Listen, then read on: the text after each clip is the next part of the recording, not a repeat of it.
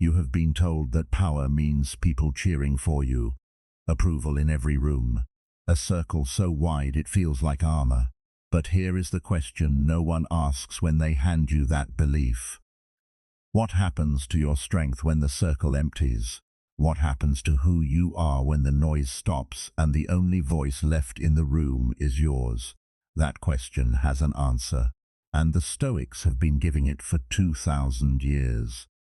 Real strength, the kind that doesn't dissolve under pressure, that doesn't require an audience to exist, that doesn't shift with the temperature of the room, was never built in the company of others.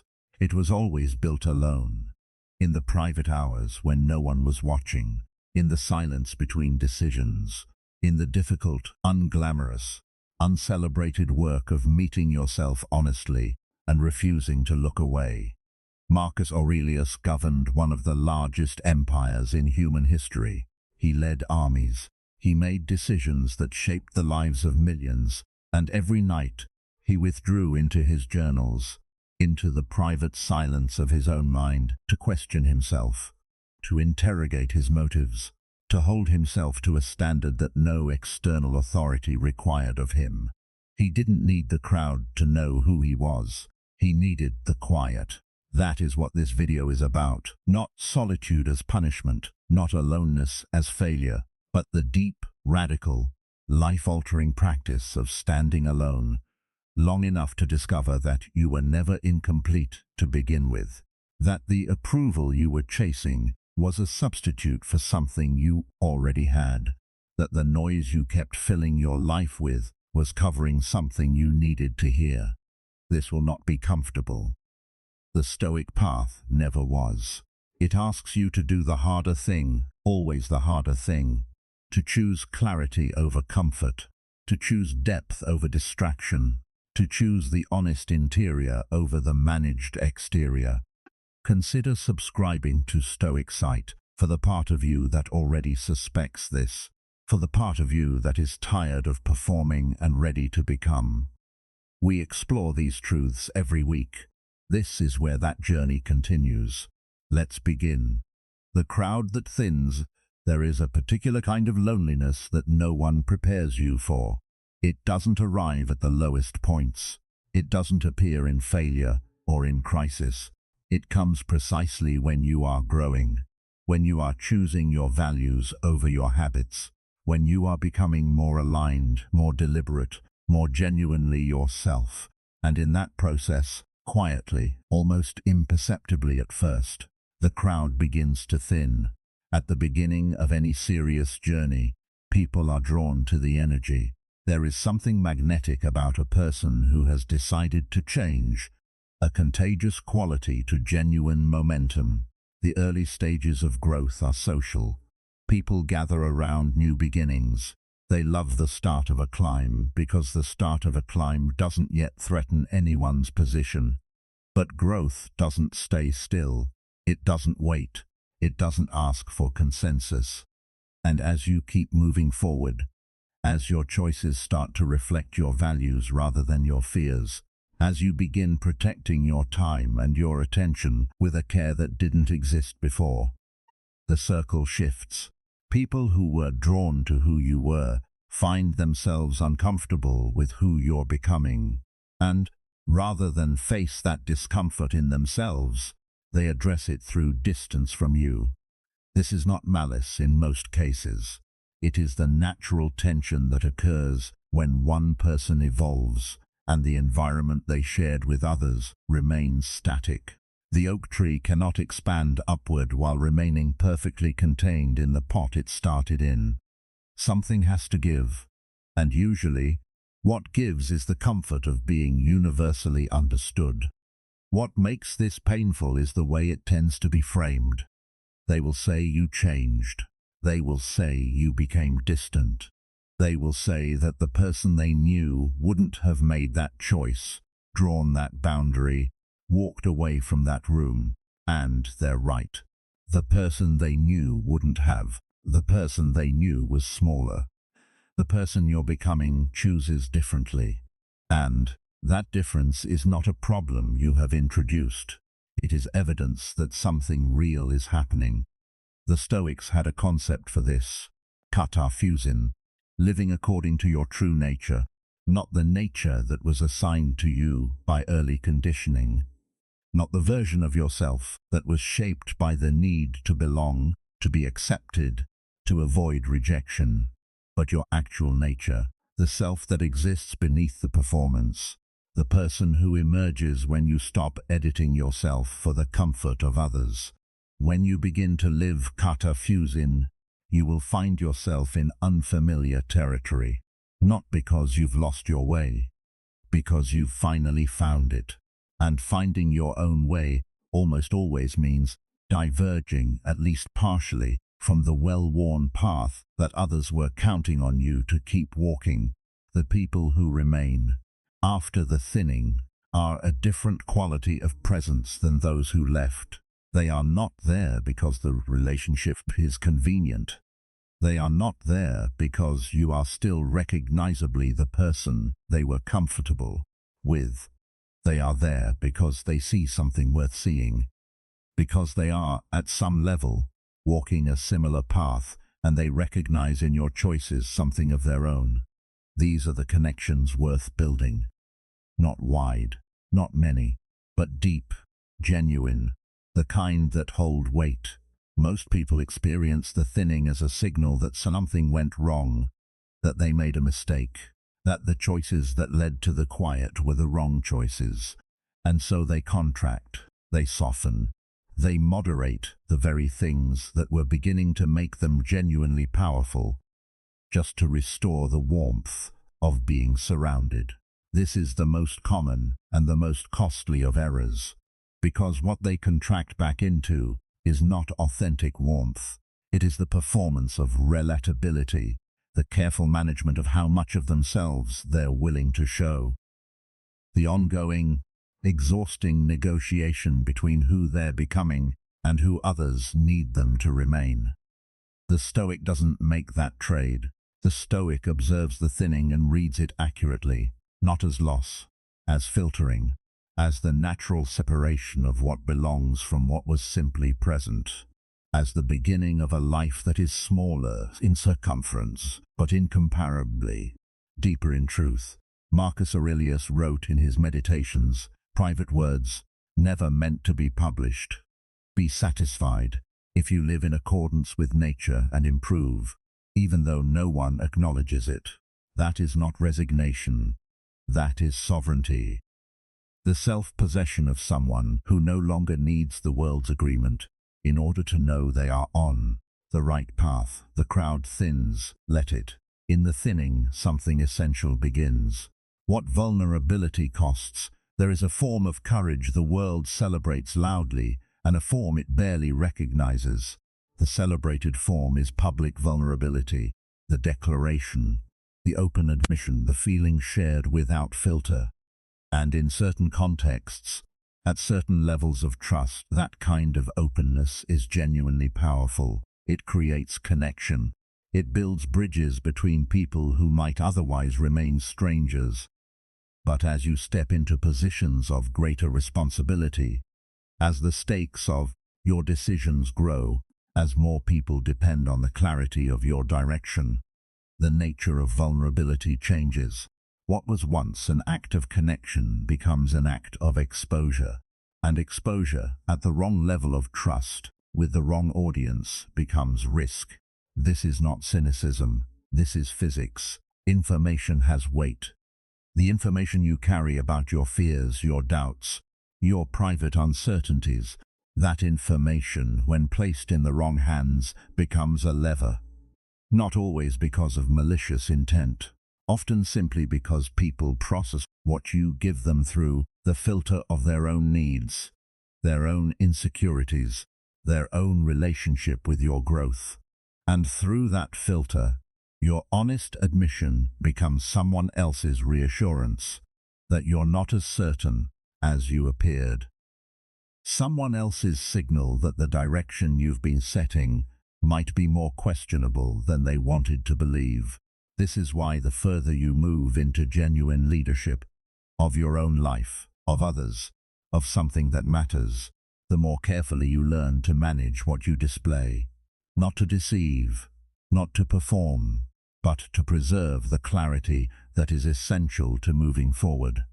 Because a leader who broadcasts every doubt in the moment of experiencing it doesn't inspire confidence. They distribute their uncertainty to everyone around them, and now the whole environment is uncertain, not just the person at the center. Epictetus understood this from an extreme position. Born into slavery, stripped of every external freedom, he developed a philosophy of interior sovereignty that remains unmatched in its practical precision. He taught that between the stimulus and the response there is always a space, that in that space lives the entirety of human freedom. You cannot always choose what happens to you. You can always choose what you do with what happens to you. You can always choose what you display. This is not suppression. Suppression is the attempt to pretend the emotion doesn't exist, to push it underground where it builds pressure. What Epictetus described, and what genuine emotional mastery actually is something different.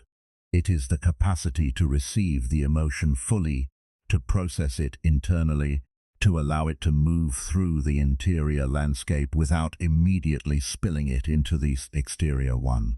Feel everything. Display with choice.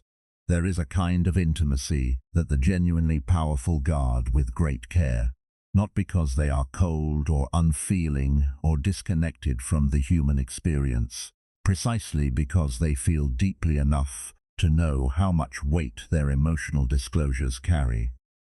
When people look to you for direction, your emotional state is not just your experience. It is signal. It sets the temperature of the room. It shapes what others believe is possible. And when that signal is unmanaged, when every internal weather system registers on the external display, the environment around you becomes unstable. The practical discipline then is this. You develop two internal conversations. The one you have with yourself, honest, raw, unflinching, allowed to be everything it is, and the one you bring to the world, considered, calibrated, responsive rather than reactive. Not a performance of health, but a deliberate choice about what serves the moment. Seneca, writing to his friend Lucilius, said this: associate with people who are likely to improve you. The word associate is precise. Not expose yourself to, not pour yourself into. Associate, which preserves agency, which implies a chosen relationship, a managed proximity. Even in the most trusted connections, the wise person retains the awareness that what they share will be processed through another person's interior, and that interior is not always prepared for full access. The people who have earned the right to your full interior, the ones to whom you can speak without managing, with whom you can be the unedited version, those people are rare and precious, and recognizing them, distinguishing them from people who simply want access, is one of the most important capacities you can develop. With everyone else, you learn to be present without being porous, to show up fully without handing over the keys, to give genuine attention and care without distributing your most fragile truths to an audience that isn't equipped to hold them. This is not distance. This is discernment. And discernment, over time, becomes the very thing that makes your genuine connections safe. The inner citadel, the Stoics had a concept they returned to across centuries. The citadel of the mind, not a physical retreat, not a place you travel to, a way of being, an interior structure so organized, so grounded, so deliberately built that nothing outside of you could breach it. Marcus Aurelius called it the hegemonikon, the governing faculty, the commanding center of the rational self, from which every response is issued and every impulse is evaluated. Most people build their security externally. They erect it in relationships. If this person still approves of me, I am stable. In status, if my position is intact, my identity is safe. In outcomes, if my results are good, my sense of self is solid. And this arrangement works tolerably well as long as the external world cooperates. But the external world does not always cooperate. It never promised to. And when the relationship shifts, when the position is lost, when the results disappoint, the person whose foundation is entirely external falls apart. Not because the loss was unbearable, because there was nothing underneath to hold when the external support gave way. The person who has built the inner citadel doesn't fall apart. This is not because they feel nothing, not because loss doesn't touch them, but because their foundation was never dependent on the thing that changed. The foundation was always already there. Inside, solid, load-bearing, built brick by brick in the quiet hours through consistent practice. How is the citadel built? Not through declarations, not through moments of dramatic commitment, through the accumulation of small choices made consistently over long periods of time. The choice to pause before responding, to insert space between stimulus and reaction, the choice to examine what you're feeling rather than simply being controlled by it, the choice to ask yourself whether the story you're telling us about the situation is accurate, or whether it's the interpretation fear or ego is offering, the choice to hold your ground when social pressure suggests you soften it, the choice to sit with discomfort instead of numbing it. Each one of these choices is a brick, and bricks laid consistently become walls, and walls over years become the citadel. Carl Jung explored what he called the persona, the mask we present to the world, the managed version of ourselves that performs in social contexts. He observed that many people become so identified with their persona that they lose contact with the actual self beneath it. The citadel is not the persona. It is its opposite. It is the place where the persona comes off, where no one is watching and nothing needs to be managed, where you are simply, completely, and without filter yourself, in that unguarded interior, in that private space that belongs entirely to you. You find the thing most people spend their lives searching for on the outside. Security that doesn't require anyone else to provide it. Direction that doesn't depend on external confirmation. Identity that remains stable, regardless of what the world is saying about you on any given day. This is the freedom Epictetus pointed toward his entire life. The freedom of the person who has developed something inside that nothing outside can take, not because nothing tries. Things will try, people will criticize, circumstances will challenge, the world will, at various points, do its best to convince you that what you are is insufficient, wrong, or unwelcome. And those attempts, when they land against the citadel, don't find purchase.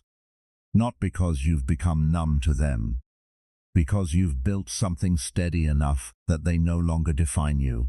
Here is what most people miss about this kind of inner strength. It doesn't just protect you. It liberates the people around you. When you have genuinely built this interior stability, when you no longer need others to regulate your emotional state, you become safe to be with in a way that most people almost never experience from another person. You stop requiring others to manage their behavior around your reactions. You stop unconsciously pulling for reassurance. You stop making the people closest to you responsible for your peace. And in that release, something opens. The relationships that remain become genuinely free, not organized around mutual management, but grounded in genuine presence, genuine care, genuine mutual respect. The citadel doesn't wall you off from the world.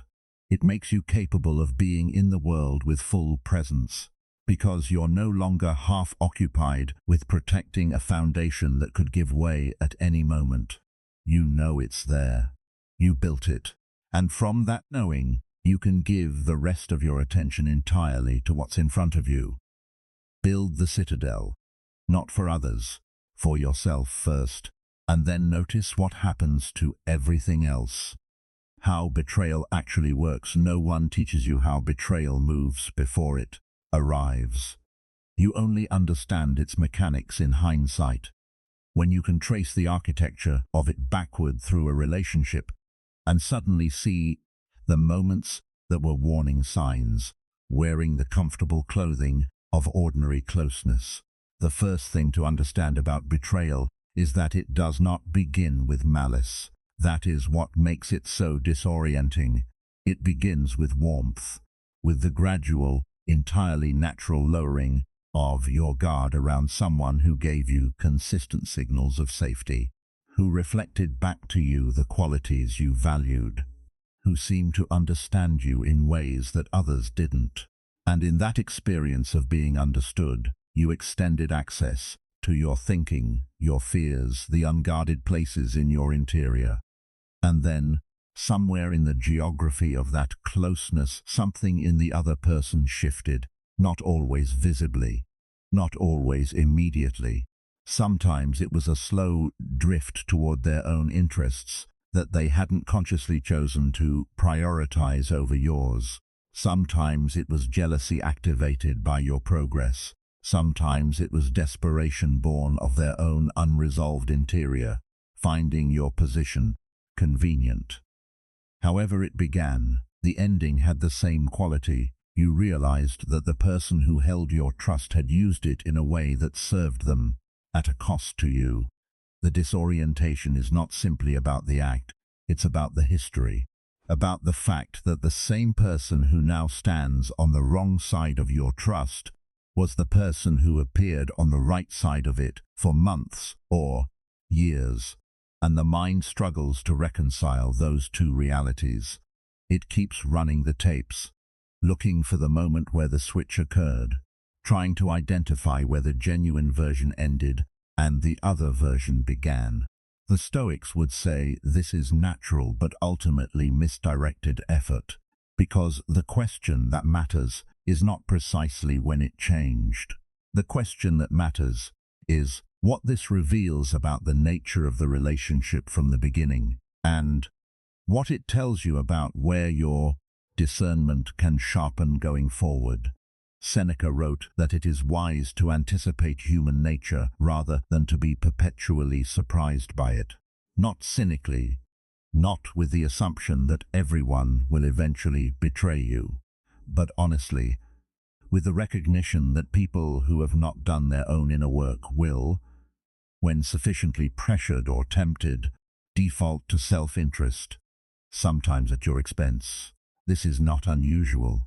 It is the ordinary operating condition of the ungoverned self, and understanding this as the default allows you to respond to it with clarity rather than with the additional wound of disbelief. Stay with this, because what comes next is the part most people miss.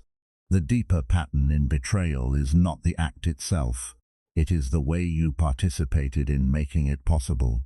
Not in a self-blaming sense, not in the sense of deciding you deserved it or caused it, but in the honest recognition of what you saw that you chose not to see, what your intuition signaled that your desire for the relationship overrode, what the pattern was already showing you before the conclusion arrived. Jung spoke extensively about projection, the unconscious tendency to attribute to others the qualities we wish were there, especially when those qualities are ones we value in ourselves. We assume loyalty because we are loyal. We assume integrity because we live by it. We assume care because we offer it. And these assumptions, while generous, occasionally blind us to people who have learned to perform these qualities without actually possessing them. The work after betrayal, the work that actually builds something useful out of the experience, is the development of what you might call pattern recognition in relationship, the capacity to track behavior over time rather than assessing individuals based on impressions, to notice the gap between what someone says and what they consistently do, to take the quiet signal of your own unease seriously, rather than explaining it away out of loyalty to how you wish the situation were. This doesn't produce suspicion. It produces accuracy. The person who has developed accurate reading of others is not a suspicious person. They are a clear-eyed one.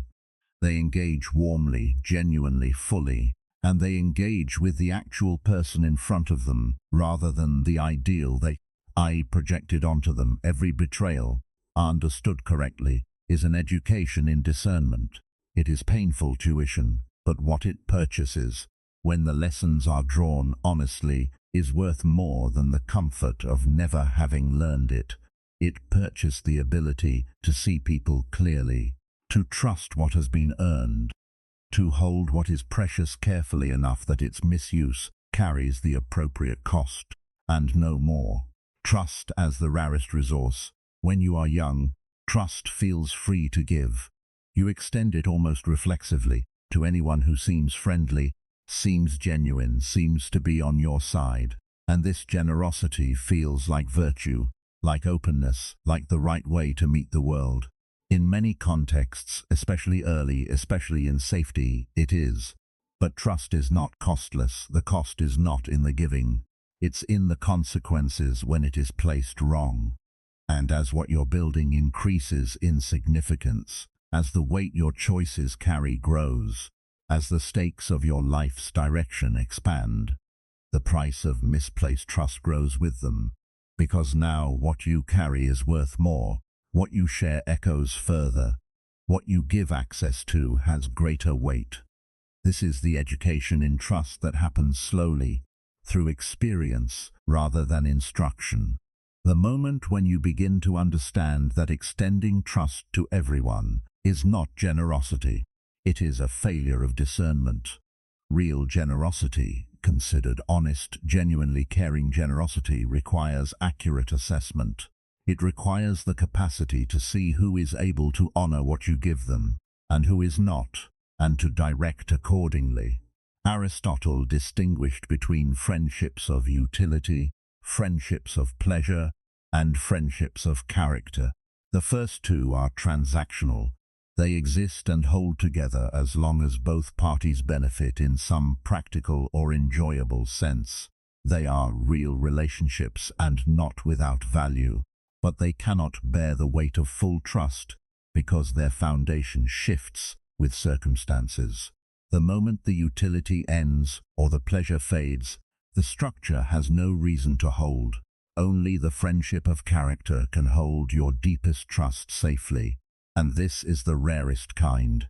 Rarest because it requires that both parties have done sufficient inner work to value the other person's actual good over their own comfort, to choose truth in the relationship over comfort, to remain present when presence is difficult, to hold what is shared without distorting it through the filter of their own needs.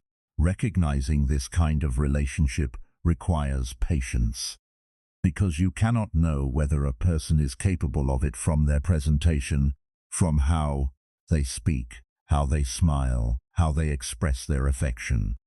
You can only know it through time and through cost, through seeing how they behave when loyalty becomes inconvenient, through noticing how they speak about others who are not present, through observing whether they protect what you've shared with them, or whether it eventually appears elsewhere, translated through their perspective.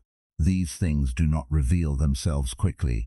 They accumulate, slowly, in the ordinary texture of the relationship, and the willingness to wait, to not pre-grant trust based on hope or warmth or the pleasure of the connection, is itself a practice of inner discipline. It requires the security to not need the intimacy before it has been established on solid ground. Marcus Aurelius reminded himself, "Never esteem anything as of advantage to you that will make you break your word or lose your self-respect." The same principle extended to trust. Never give it in a way that you will later need to retract at a cost to your integrity. Give it proportionally. Expand it as the evidence accumulates. Withhold it without guilt, without explanation, without apology, when the evidence has not yet supported its extension. This is not coldness. The person who has genuinely built their inner citadel does not operate from fear of others. They operate from accurate reading. And accurate reading says, not everyone who wants your trust is equipped to carry it. Not everyone who desires closeness has developed the character to honor what closeness requires. This is not a judgment of their worth as human beings. It is an honest assessment of where they are in their own development. What remains, when you apply this standard consistently, is something precious. The relationships that survive it are the real ones.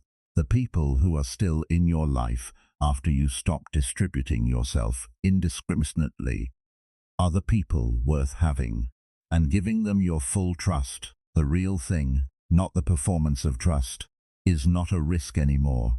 It is an investment, one that returns something genuine. The gift of stepping back there is a reason master painters do not work with their nose against the canvas. Proximity in many domains is not a virtue. It is an obstacle. You cannot see the full picture when your perspective is buried in one corner of it. Distance, deliberate, chosen distance, is how the whole becomes visible. Life works the same way. When you are too close to a situation, too emotionally activated, too urgently invested, too immersed in the heat of what's happening, your perception narrows to the size of the immediate moment. Every neutral event begins to look like a threat. Every ambiguous signal resolves into something that confirms your anxiety, and the decisions you make from that compressed, distorted vantage point carry the distortion into their outcomes. Distance is not indifference. This needs saying clearly because the culture consistently conflates them. The person who steps back from a situation is not the person who doesn't care. Often, they are the person who cares most about getting it right, who cares enough to resist the pull of reaction, who cares enough about the actual outcome to sacrifice the momentary relief of responding immediately. The Stoic practice of phantia, the examination of a first impression before accepting it as reality, is exactly this discipline. Before acting on the emotional interpretation your body is generating, before accepting the narrative the fear or the anger is offering, you pause, you examine, you ask, is what I'm reading here actually what's here, or is it the overlay of my own unresolved material? This pause, the intentional insertion of space between stimulus and response, is one of the most powerful disciplines available. Viktor Frankl, who survived conditions that tested human resilience to its absolute limits, described this space as the location of human freedom. The stimulus arrives, the response is not automatic. In the space between, there is choice, and that space, cultivated deliberately, expands over time. Solitude is one of the primary ways this space is built and maintained, not the forced solitude of isolation, but the chosen solitude of regular retreat. Even brief, even just the committed 20 minutes in the morning before the day's noise begins. The space of genuine quiet in which you return to your own center, in which you unload the accumulated weight of others' urgency and hear, beneath it, your own clarity. Seneca understood this. He wrote to Lucilius with unusual urgency, "Withdraw into yourself as much as you can, and spend time with those who will make you better." The withdrawal he described was not permanent, it was regular, a necessary recalibration. The way you return to a compass when you've been navigating by landmarks that keep moving. What changes when you practice this consistently? The most important thing that changes is your relationship with conflict. Conflict stops feeling like something that is happening to you and begins to feel like information that is arriving for you. A signal about a situation, a dynamic, a relationship that deserves clearer reading. You begin to ask not just what is happening, but why it might be happening. what it's actually about, what it's asking of you. These two framings, conflict as personal attack versus conflict as information, produce radically different outcomes. The first generates defensiveness, escalation, the closed posture of someone who feels cornered. The second generates inquiry, precision, the considered movement of someone who is oriented toward understanding rather than toward winning. The distance that produces this shift is not distance from others. It's distance from your own immediate reaction. The space between what you feel and what you do, that is where genuine power lives. That is where the person you've been building in solitude gets to act, rather than the reactive version that would have responded from the first heat of the moment. And the more you practice creating that space, the more it becomes your default orientation rather than something you have to work for. The more of your life you spend operating from your actual values rather than from your automated responses, which means more of your life becomes genuinely yours. The leader built in private. Every public strength has a private origin. Every moment of composure that others witness was built in a moment of private struggle that no one saw. Every steady decision, every piece of wisdom delivered at precisely the right moment, every graceful handling of crisis.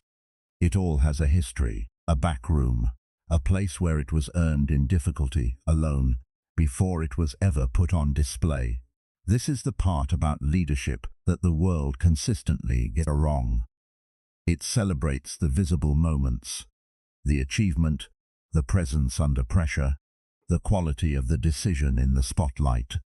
It attributes these qualities to talent, to natural charisma, to something the person simply has, as if it arrived without effort, as if it developed without practice, as if the visible output had no invisible input. But it always has an invisible input. The speech that moves the room was written in private drafts that nobody saw. The calmness in the crisis was built in private moments of panic that were faced and processed before the crisis arrived. The wisdom was assembled in private hours of reading and reflection that were never documented because they happened when no one was around to document them. This is what private leadership is, not the leadership you perform in public, the leadership you practice with yourself, in the ongoing, unglamorous, undramatic discipline of becoming more honest about your own patterns, more accurate about your own motivations, more willing to see where your ego is obscuring your judgment, more capable of holding your standard when the pressure to lower it is coming from inside as much as outside. Marcus Aurelius is perhaps the clearest historical example of this principle made visible. He was one of the most powerful people who ever lived. He had every reason, every opportunity, every structural encouragement to stop doing the private work. Power provides constant temptation to coast, to let the external position substitute for the internal development, to let the title do what the character should be doing. Marcus Aurelius refused this trade. Every night, in whatever private space his campaigns or his court allowed, he wrote to himself, not for publication, not for any audience, for himself alone, asking himself whether he was living up to his values, whether he had treated people with the dignity they deserved, whether his responses in the day just ended came from principle or from ego, whether he was still the person he intended to be. These private conversations, these persistent, honest, relentless self-interrogations were not supplementary to his leadership. They were the source of it. Everything the world saw was downstream of what he was doing in the dark. And here is the part that matters directly for you, right now, wherever you are in your own journey. The private work is available to you at any stage, not after you've achieved enough, not once you've reached a certain level. Now, in the ordinary texture of your days, in the choices that no one will record, in the moments when the easier option was right there and you chose the harder, truer one. Not for credit, but because you are building something. Those choices accumulate. They do not make noise as they accumulate, but they build the character that eventually walks into rooms differently, that speaks with a quality of weight that can't be manufactured, that moves through crisis with the steadiness of someone who has already been tested in private and knows what they're made of. The world will eventually see something, but by then you'll know where it came from, and knowing it was built in the private hours, without applause, without documentation, without any audience to perform for, gives it a weight that no external validation could provide, because it is not performance, it is structure. And structure, unlike performance, does not collapse when the audience leaves. Solitude as a living practice. The modern world treats solitude as a problem to be solved, a gap in the schedule that should be filled, an uncomfortable silence that demands to be broken. We carry devices designed to ensure the silence is always broken, that the moment between one input and the next is never long enough for something deeper to surface. This is not accidental. The contemporary economy of attention has been architected to make genuine solitude economically inconvenient for those who benefit from your constant engagement. Every moment you spend in genuine quiet with your own thoughts is a moment you are not consuming, not scrolling, not generating the data that powers someone else's revenue model. And so the entire design of modern life, at a structural level, has been organized to make your own company feel insufficient. The Stoics would have recognized this immediately as a form of slavery, not physical, but cognitive, because freedom, in the Stoic sense, was never about your external circumstances.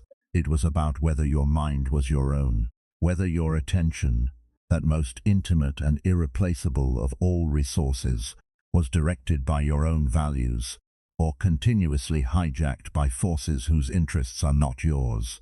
Solitude is how you reclaim your mind, not the accidental quiet that slips through the cracks in a busy day, but the deliberate, defended, regular practice of being present with yourself in the absence of external input.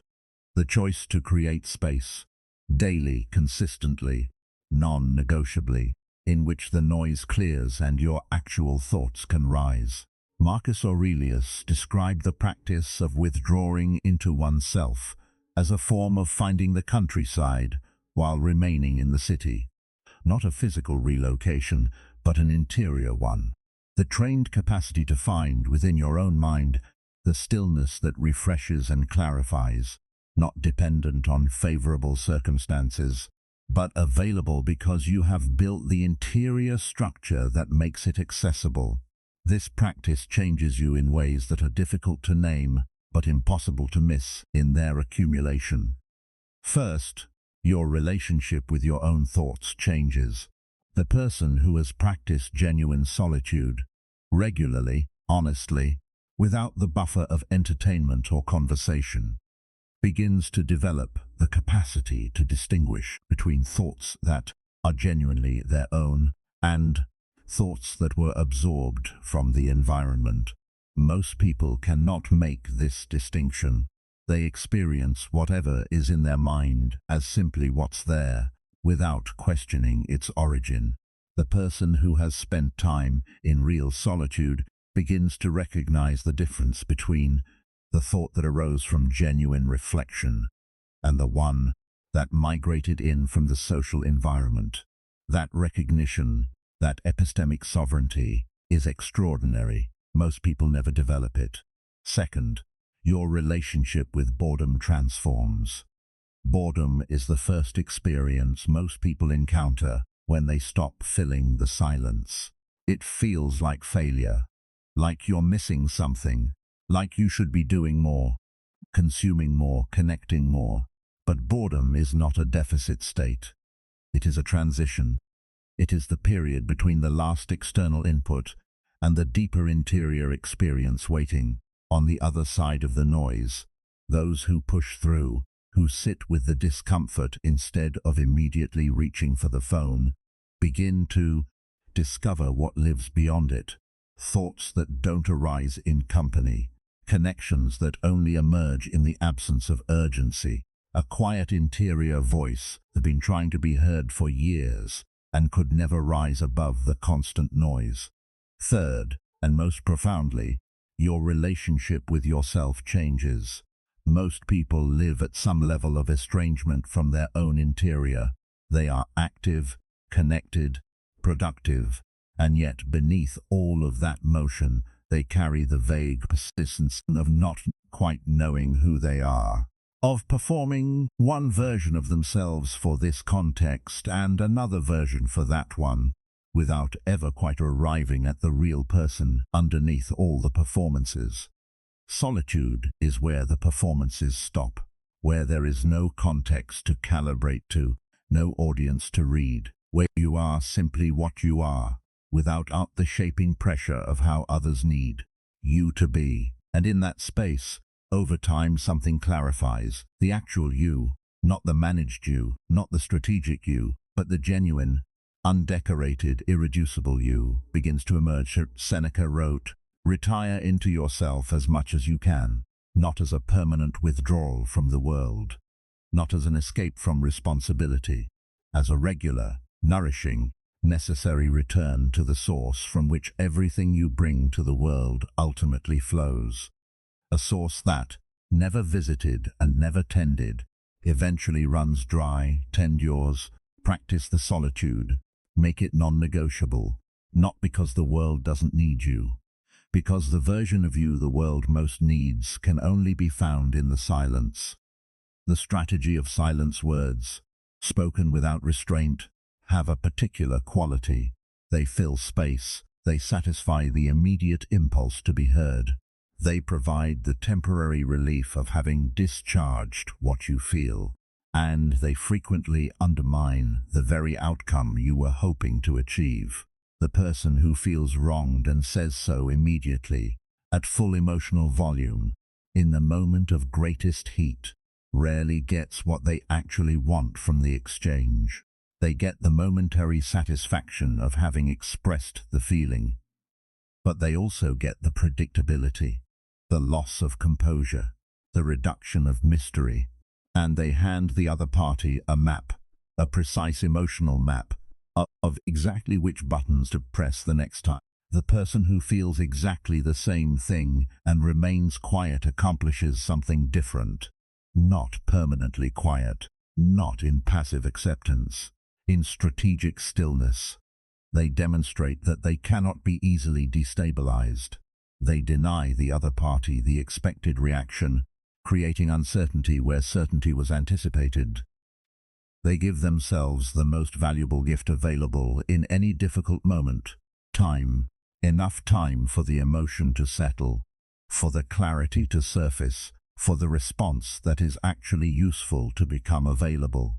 And when they do eventually speak, they speak from a position of demonstrated composure, which gives every word they use a weight it would not otherwise carry. This is not manipulation. This is mastery of the space between impulse and action, the space that, as we have said, is where real freedom lives. Epictetus taught his students to make themselves difficult to provoke, not because nothing should be allowed to affect them. That would be numbness, not strength, but because giving others the power to determine your emotional state is the most fundamental form of self-abandonment. When you are easy to provoke, you are easy to manage. Your reactions become levers that anyone with sufficient knowledge of your patterns can pull, and the person who figures this out, intentionally or not, will pull them. Strategic silence severs those levers, not by becoming unreachable, not by performing calm when you don't feel it, but by genuinely developing the discipline of choosing when and whether to respond.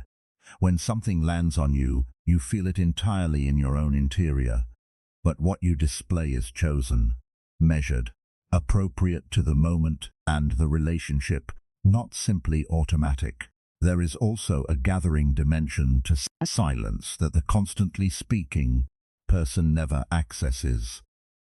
The person who talks at length about their plans, their doubts, their fears, their strategies is simultaneously transmitting a detailed map of their interior to everyone in earshot. That map will be used, not always maliciously, but inevitably, to form assessment, to calibrate approaches, to identify the places where your position can be influenced or undermined. The person who listens more than they speak gathers information asymmetrically. They learn the landscape of others while keeping their own landscape private. This is not deception. It is simply the natural result of having the discipline to observe before reacting. Marcus Aurelius placed this principle at the center of his personal discipline. He reminded himself repeatedly not to be drawn into unnecessary argument, not to raise his voice when things went wrong, not to explain himself to every person who misunderstood him, not because he didn't value truth. Truth was everything to him, but because he understood that every unnecessary word is an expenditure of energy that could have been directed towards something that actually matters. There is a particular kind of authority that grows in proportion to restraint, not the authority of the person who dominates conversations. That authority is shallow, dependent on the other person's willingness to be dominated. The authority of the person who speaks rarely, when they speak, and with precision, whose silence is not absence but a form of presence, whose words, when they arrive, have been preceded by sufficient quiet that they carry the weight of genuine thought, rather than the lightness of reflexive reaction. In a world where everyone has a microphone, and almost no one has the discipline to remain silent when it would serve them better, that restraint becomes extraordinarily rare. And rarity, as we will see shortly, is not neutral, it is power, leading when no one is applauding. There is a seductive story at the center of most people's ambitions. The story ends with recognition, with a moment when enough has been built, enough has been done, enough has been proven, and the room acknowledges it. The voices that doubted quiet, the faces that dismissed soften, and in that vindication, the whole journey retroactively becomes worth it. It is a story, not because recognition is meaningless, or because appreciation from others has no value, but because constructing your journey toward recognition, making it the fuel for your movement, means your movement is controlled by what you cannot control. And the Stoics were explicit. Attaching your well-being to what lies outside your control is the surest architecture for a life of quiet desperation. Real leadership, the kind that actually builds things that last, that genuinely shapes the direction of others, is powered by something fundamentally different. It's powered by alignment, the alignment of your daily choices with your actual values, the alignment of who you are in private with who you present in public, the alignment of your direction with the thing inside you that knows, independent of any external endorsement, whether you're moved toward truth or away from it. That alignment, when maintained consistently across time, especially in the periods when nobody is watching, especially in the seasons when the response from the environment is silence or skepticism, is what real influence is made of, not the performance of confidence, the actual development of character. Seneca wrote, "If you want to lead, you must first be able to stand alone, not because leaders are inherently solitary people, but because the ability to stand alone, to continue moving in your direction without the scaffold of external approval, is the only real test of whether your direction is rooted in genuine truth or merely in popularity. And popularity, while comfortable, is a mirror. It reflects back what people already think, what they already want to hear. It cannot show you around corners. It cannot confirm a direction that the crowd hasn't yet caught up to. The genuinely important decisions, the ones that carry weight, that change directions, that build or transform something real, almost never receive immediate endorsement. The crowd didn't see what was coming in almost every significant development in human history. The crowd doubted the inventor, dismissed the reformer, predicted failure for the visionary. The person who waits for the crowd's endorsement before proceeding is already behind the development they were supposed to lead. This doesn't mean ignoring others entirely. It means developing a precise distinction between the feedback that genuinely improves your direction and the pressure that simply wants you to conform. These feel identical in the moment. Both arrive as resistance. Both come with the social weight of people's discomfort. But they are completely different. One is valuable, the other is noise. And learning to tell the difference in real time, under actual pressure, when the social cost of getting it wrong is high, that is one of the hardest and most important capacities a leader can develop. What happens when you make an unpopular decision you genuinely believe is right? You feel the pressure, the looks, the silence where agreement used to be, the withdrawal of warmth that was conditional on your compliance, and every social instrument you possess will activate to pull you back, to soften the position, to find the middle ground, to restore the comfort of being understood.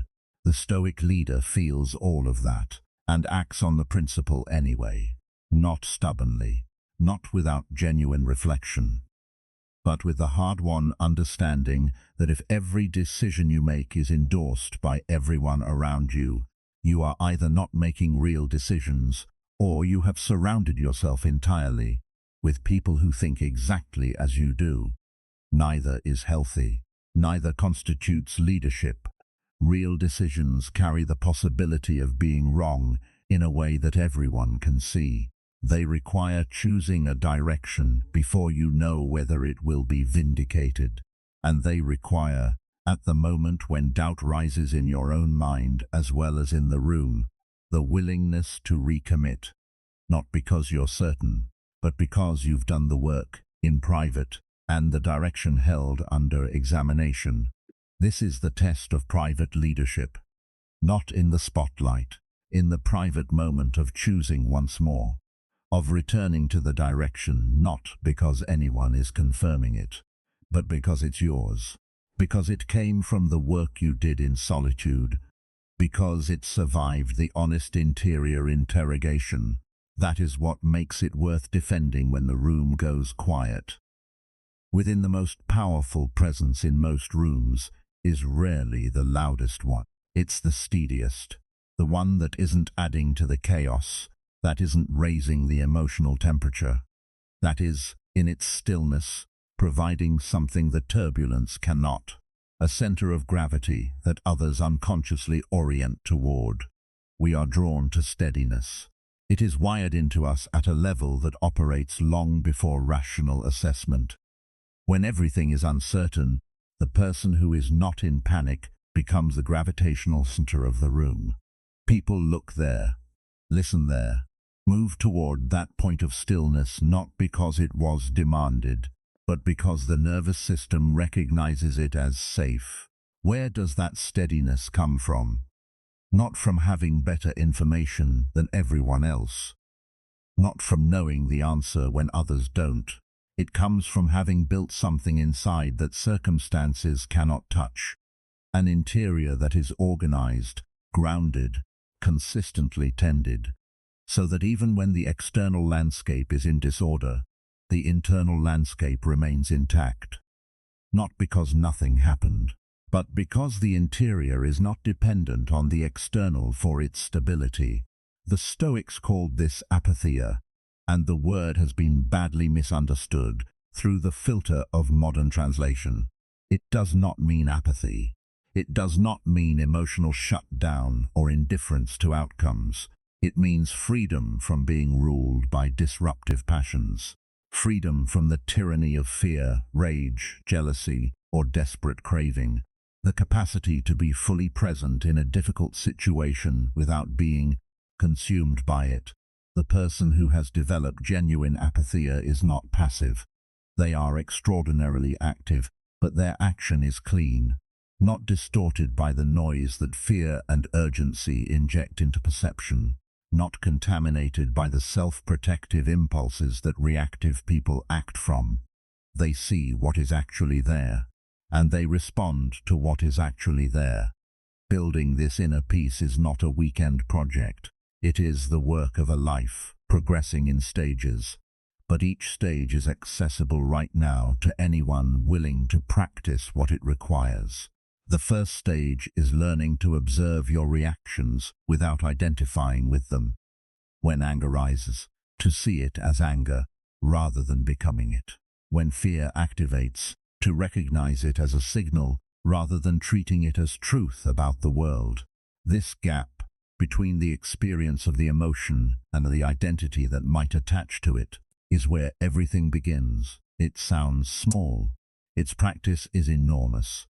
The second stage is inquiry, not suppression, not the attempt to push the emotion down where it gathers pressure. Genuine inquiry. What is this responding to? What story is this emotion telling me about the situation? What am I actually afraid of? What would I need to believe for this reaction to make sense? These questions, asked honestly, almost always reveal that the emotion is carrying older material, patterns from the past that are being activated by the present but are not fully about it. The third stage is choosing, after observation, after inquiry. From the more spacious, more accurate position that the first two stages have provided, you choose. Not from impulse, not from the emotion's loudest demand, but from the considered perspective of someone who has processed what they're feeling and can now act from clarity rather than from noise. Over time, these three stages compress. What once required extended processing happens in seconds because the patterns become mapped. The emotional territory becomes familiar. You know the terrain, and because you know it, it no longer ambushes you. Carl Jung wrote that what irritates us most in others is the mirror of what remains unintegrated in ourselves. When you practice this kind of interior honesty, when you use your reactions as information about your own unfinished work rather than as evidence about others, something remarkable happens. The world stops being as irritating, not because people change, because your reading of them sharpens and the portion of what irritated you that was never really about them dissolves. And what remains is a quality of presence that most people spend their entire lives almost but never quite achieving. The quality of genuine steadiness, not the performance of steadiness, not the appearance of calm while the interior churns, but the actual thing, the deep, practiced, earned composure of someone who has been in the interior and organized it. That's the anchor, not what you have, not the circumstances you've been given, not the people around you or the outcomes you've produced. The inner structure that you've built, day by day, choice by choice, in the practice of returning to yourself with honesty rather than with management. It holds when everything else moves, because it was built to hold when everything else moves. That was always the point.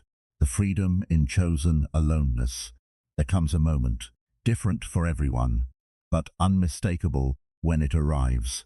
When you make a discovery that the culture almost certainly did not prepare you for. The discovery that being alone, genuinely, deliberately, voluntarily alone, is not a deprivation, it is a gift. Not merely tolerable but nourishing. Not something to endure, but a source of something you cannot find anywhere else. This discovery tends to arrive when everything else has thinned out.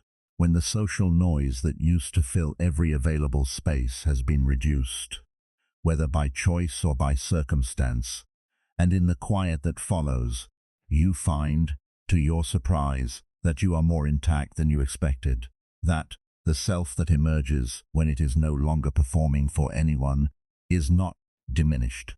It is, if anything, larger, more honest, more genuinely itself. The culture works systematically against this discovery, because the person who is genuinely comfortable alone is, by definition, far less dependent on external validation for their sense of worth, and a person who is not dependent on external validation is harder to shape, harder to influence through the subtle pressure of social belonging, harder to keep in the perpetual mild anxiety about whether they are sufficient, whether they are accepted, whether they are included enough. The entire attention economy depends on your feeling, at some persistent level, that the company and approval of others is necessary for your completeness. It is not. This may be the most practically liberating thing the Stoic tradition offers. Not freedom from others. Human connection is one of the genuine goods of life, and the Stoics knew it. But freedom from needing others. The distinction between those two states is immense. Connection freely chosen from a place of wholeness is entirely different from connection, desperately sought from a place of emptiness. The person who enters a relationship from wholeness brings something to it, an actual perspective, formed in solitude and self-examination that is genuinely their own. They don't need the relationship to tell them who they are. They bring their identity to the relationship, rather than borrowing it from the relationship. And the person you are in a relationship with, who brings themselves fully to the connection, who is not using you to regulate their sense of self-worth, is one of the rarest and most valuable people you can know. Marcus Aurelius articulated this with characteristic precision. Nowhere can man find a quieter or more untroubled retreat than in his own soul. Note the scope of that claim. Not in the countryside, not in the monastery, not in any particular external arrangement. Nowhere, because the retreat he described is interior, always available, not dependent on circumstances, accessible in the middle of a campaign, in the middle of a crisis, in the middle of a crowd, if you have built the interior structure to find it. This is what the practice of chosen aloneness develops, not a preference for isolation, not the withdrawal of someone who has given up on people, but the trained, reliable capacity to find your own center in the silence, to return to your own perspective when the noise of others' perspectives has temporarily obscured it, to hear, beneath the accumulated weight of social expectation and context-specific performance, the voice that is actually yours. What does this practice look like in concrete terms? It looks like protecting time that is genuinely yours, not filled, not productive in the conventional sense, not given to anyone else's agenda, time in which you write honestly, or simply sit in genuine quiet, or walk without destination. Time in which you are with yourself without managing how that appears to anyone. It looks like learning to notice, with increasing precision, the difference between the version of yourself that is performing in a social context and the version that is simply being. That noticing alone, the capacity to see both and know the difference, is the beginning of genuine self-knowledge. And it looks like tolerating, with increasing ease, the experience of being misunderstood, of being perceived as distant or private or unavailable in ways that others find confusing. Not with indifference. You are not indifferent to others, but with the secure knowledge that the self you are protecting in the solitude is worth more than the comfort you would provide by making it permanently accessible. Carl Jung wrote, "Loneliness does not come from having no people around you, but from being unable to communicate the things that seem important to you." The loneliness worth worrying about is not the aloneness of genuine solitude. It's the loneliness of being surrounded by people who cannot meet you where you actually are. The loneliness of the person who is always performing always calibrating, always editing, and in all of that constant management, never actually present, never actually home in themselves. The solitude that is chosen, that is practiced with intention, is the antidote to that deeper loneliness, because in it you meet yourself, and over time you become familiar with yourself, and eventually you become genuinely comfortable with yourself. And from that comfort, from that earned, hard-won ease in your own company, everything else becomes a choice rather than a need. Why withdrawal becomes influence. There is a quiet paradox at the center of genuine influence, and understanding it changes the way you think about presence, about availability, about what it actually means to matter to others. The paradox is this: the more available you make yourself, the less impact your presence has, and the more carefully you manage your availability, the more deliberately you choose when to show up and when to withdraw, the more weight your presence carries when it arrives. This is not a clever manipulation strategy. It is basic psychology operating at a level most people don't consciously examine. We are wired to assign value based on scarcity. What is always present, always accessible, always available becomes background. It becomes expected, taken for granted, ambient, not because it lacks value, but because the human attentional system is designed to notice change and contrast, not constants. Think about what happens when someone who is usually quiet speaks. The room adjusts. The quality of attention shifts, because the rarity of the speaking creates the expectation that what is being said carries weight. Contrast this with the person who speaks constantly, whose silence would be more noticed than their speech, precisely because their speech has become the wallpaper of every conversation. The same principle applies to your time, to your attention, to your emotional availability, to your presence in general. When you are everywhere, always responding, always showing up, always accessible across every channel and context, you have made yourself a constant, and constants are invisible. Epictetus taught that one of the highest freedoms available to any person is the freedom to choose where their attention goes. His circumstances, decades as a slave, stripped him of almost every other form of freedom. But this one remained, where he directed his mind, what he chose to engage with, what he chose to remain above, and in that choice enormous dignity and genuine influence lived. Your attention is not just a resource, it is an expression of your values. Every time you give it to something, you are communicating that the thing was worth it. Every time you show up somewhere, you are indicating that the somewhere earned your presence.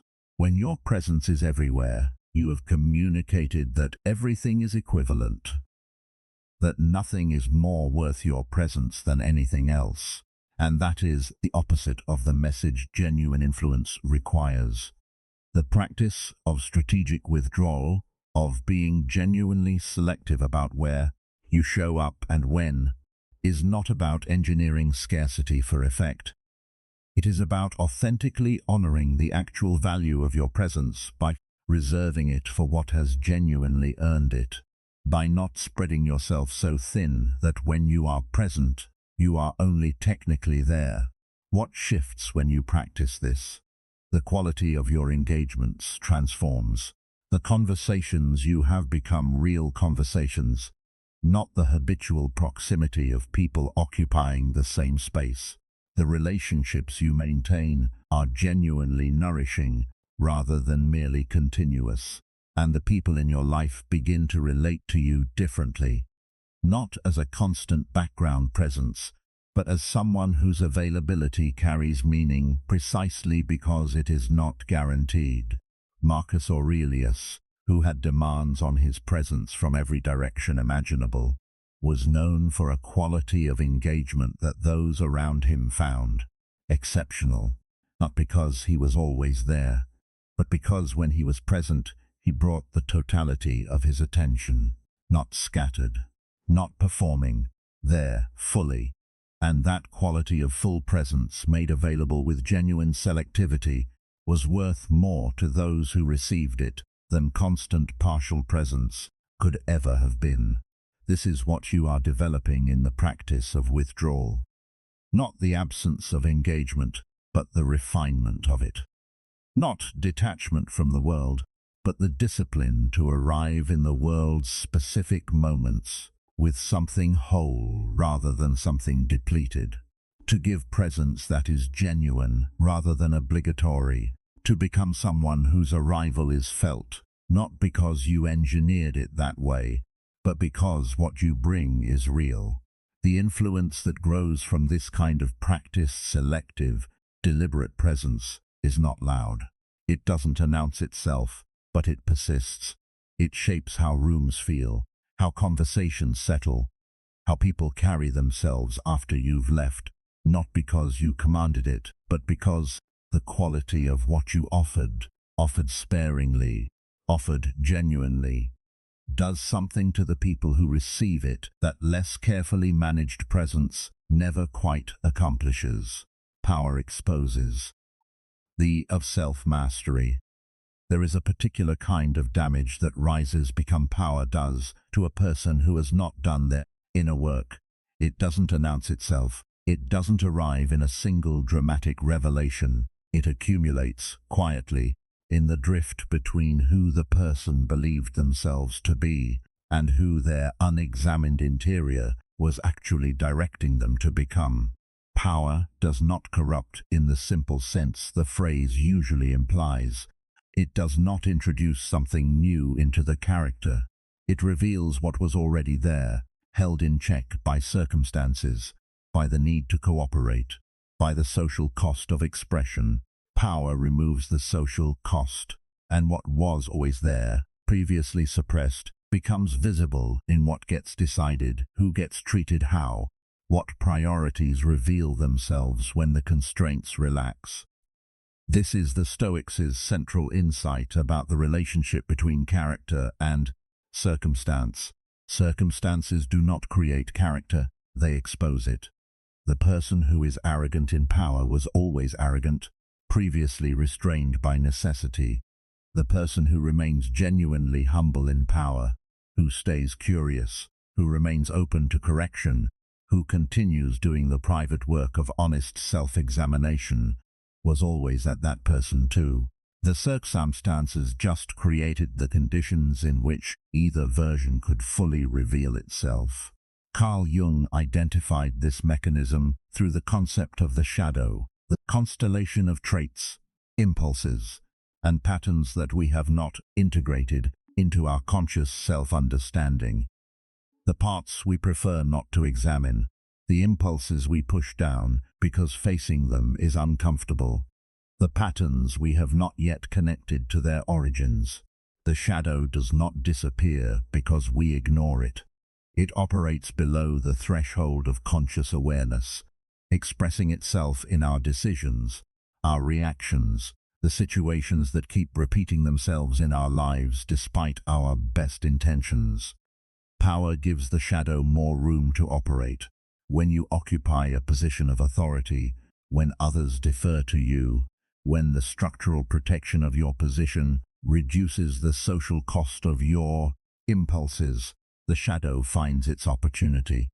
It surfaces in the leader who treats people with contempt justified as holding high standards, in the authority figure who cannot receive honest feedback, defended as protecting their vision, in the decision-maker who consistently prioritizes their own comfort, explained away as managing competing interests. None of these people believe they are doing this. That is the precise nature of the shadow. It operates under continuous self-justification. Every choice feels reasonable from inside the mind making it. The suppression of feedback feels like principle. The contempt feels like standards. The self-serving choice feels like strategy. This is not deliberate dishonesty. It is the ordinary operation of the unexamined self when given sufficient room to express its unintegrated patterns. The only effective intervention is the one the Stoics prescribed and practiced: consistent, honest, unflattering self-examination, the ongoing willingness to ask, what am I actually doing here, and why? What pattern does the last month of my decisions reveal, not about what I intend, but about what I actually value? Where is the gap between who I present myself as and who my choices evidence I am?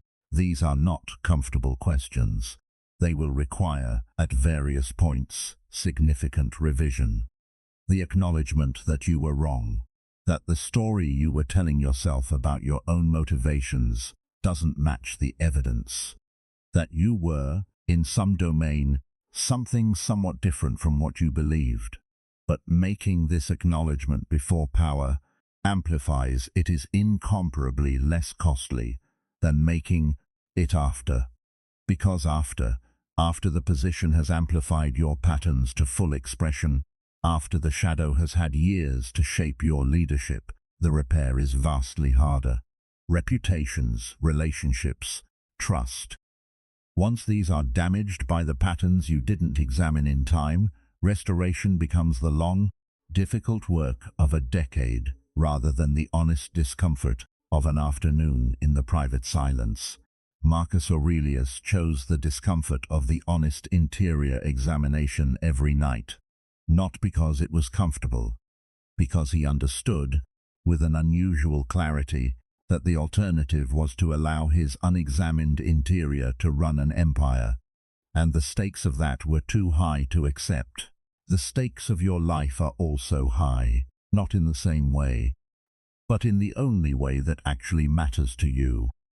The way that determines whether the one life you have is lived from your actual values or from patterns you never examined and therefore never chose.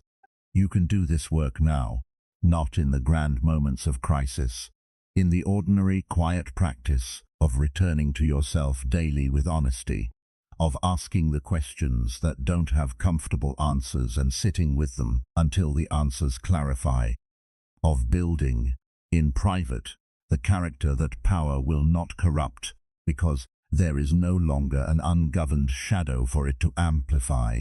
That is the only preparation for power that actually works. Not positioning, not strategy, not the development of skills, the development of genuine self-knowledge, the willingness to see what's there and deal with it before it deals with you.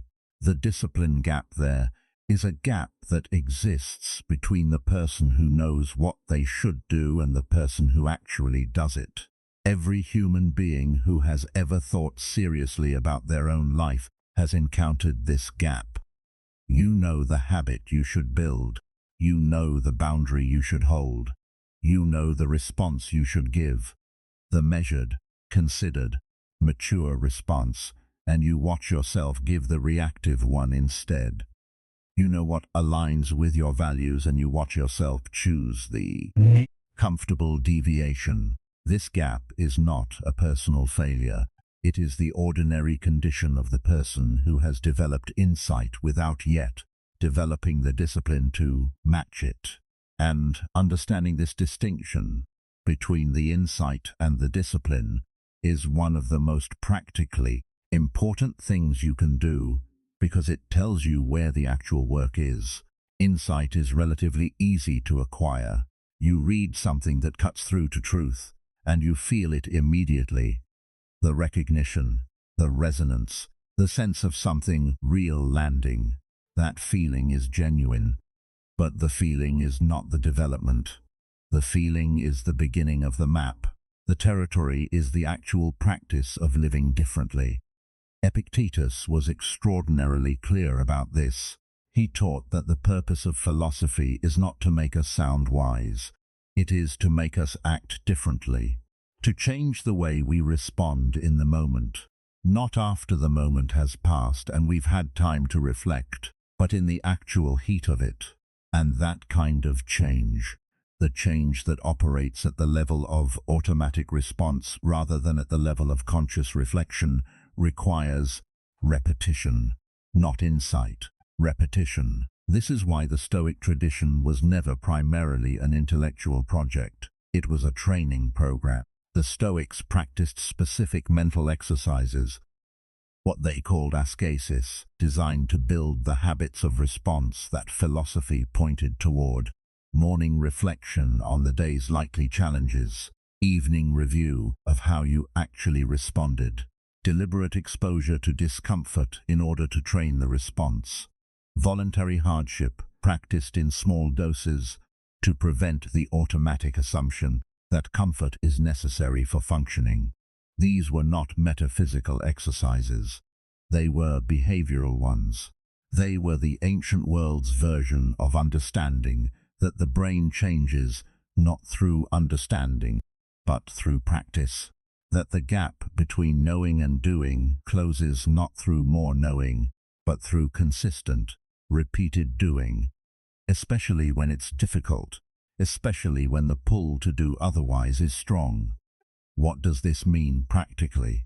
It means that the philosophy in this video, the principles of solitude, of inner stillness, of strategic withdrawal, of self-mastery, has a purchase price. The price is not intellectual agreement.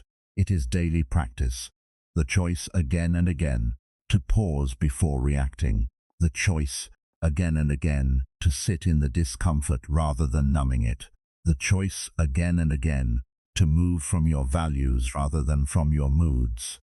On any given day, these choices will be available to you in small, undramatic forms. The impulse to check the response before you've formulated your own position. The pull to explain yourself to someone who's committed to misunderstanding you.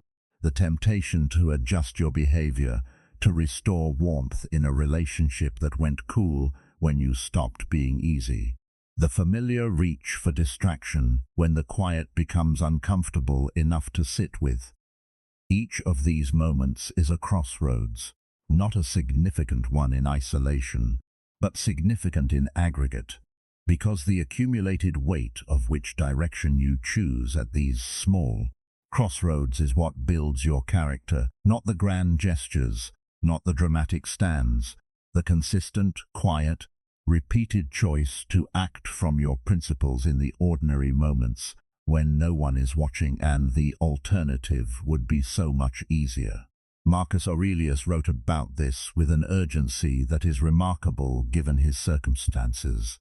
He was the most powerful man in the world, surrounded by every luxury and every justification for exempting himself from discipline, and his notes to himself, his private, relentless self-correction, are entirely about the ordinary, about not letting the irritation show, about being present with the person in front of him rather than managing the appearance of presence, about doing the right thing in the small situation rather than reserving virtue for the significant ones.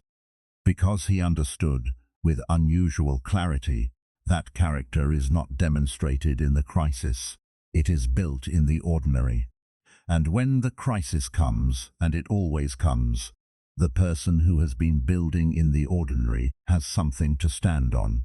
The person who has been managing appearances in the ordinary has only the appearance. And appearances, under sufficient pressure, always collapse. The discipline gap closes slowly, not through intensity of effort, but through consistency of direction. You don't close it in a month of heroic practice.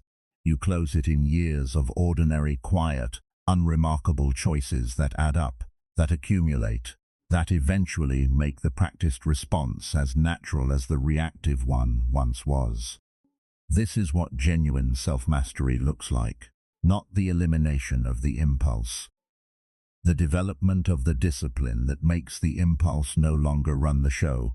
The long patience. There is a particular kind of suffering that the serious person has to make peace with early, not the dramatic suffering of crisis. That kind the world acknowledges, offers condolences for, makes visible in some way. The other kind, the quiet, prolonged suffering of building something in the dark, without any confirmation that the building will eventually produce what you've been working toward. This is the suffering of the long patience, of moving forward before the outcome is visible, of sustaining effort when the feedback loop has gone quiet, of continuing to build the interior when the exterior is not yet reflecting it back, of practicing the philosophy when life is giving you no immediate evidence that the philosophy is working.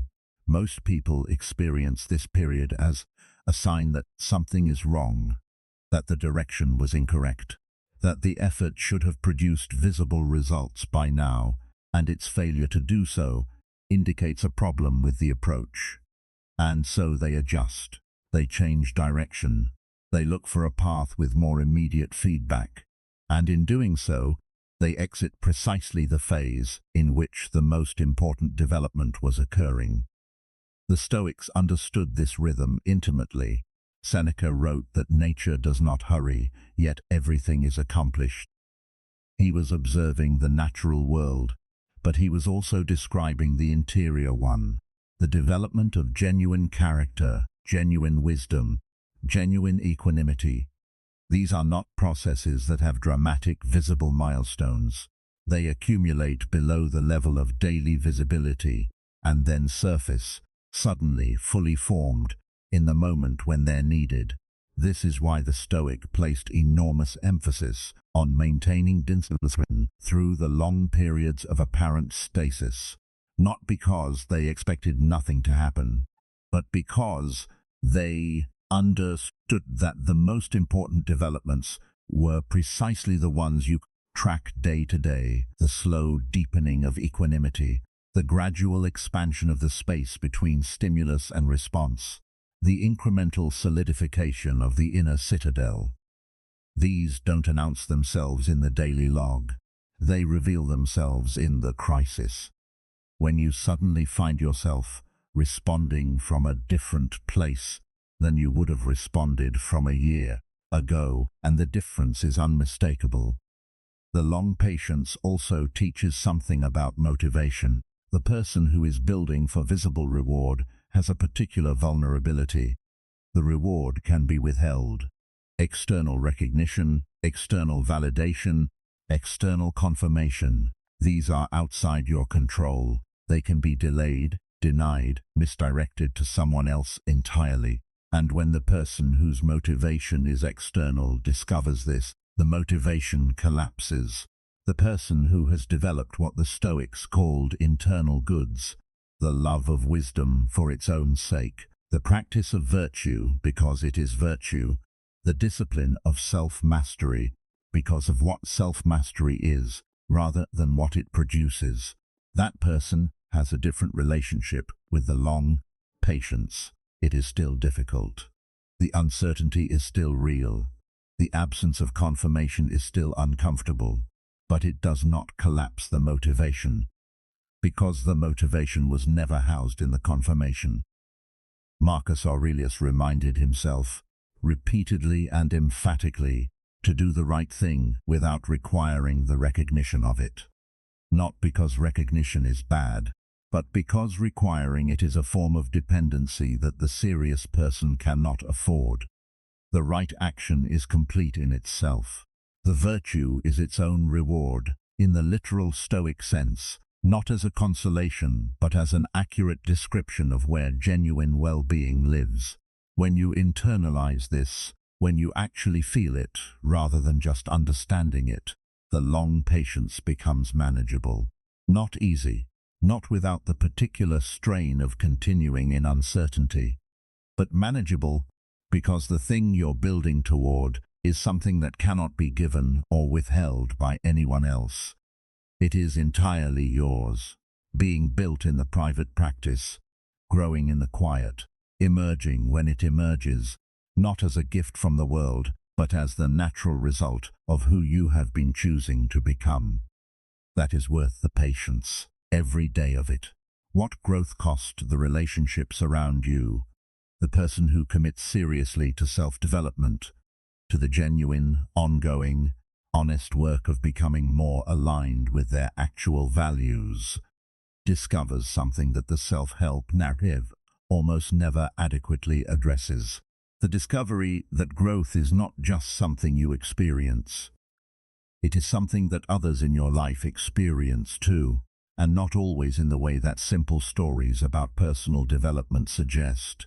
The simple story says, you grow, you improve, the people around you are inspired, your relationships deepen, everyone benefits. And this is sometimes true.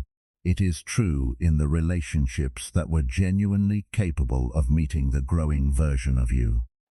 In those relationships, your development is a contribution. It raises the quality of the connection. It invites the other person into a different kind of engagement. But it is not always true. And the cases where it isn't true are worth examining honestly, because the discomfort of watching someone you are close to grow. In some cases, the genuine pain of it is a very real human experience. And if you are the person doing the growing, understanding that this is what's happening in others can help you navigate it with more clarity and less guilt. When you grow, the dynamic of the relationship changes.